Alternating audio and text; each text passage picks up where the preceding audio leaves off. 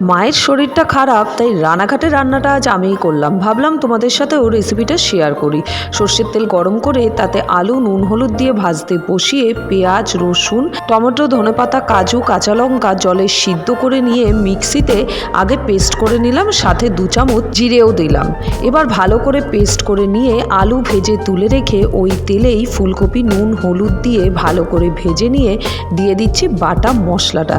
তেল ছাড়া পর্যন্ত কষিয়ে নেব। স্বাদ ব্যালেন্সের জন্য দিয়ে দেবো 2-4 দানা চিনি। এবার মশলা সুন্দর কষে গেছে, তেলও ছেড়ে দিয়েছে। এবার দিয়ে দিচ্ছি পরিমাণ মতো গরম জল।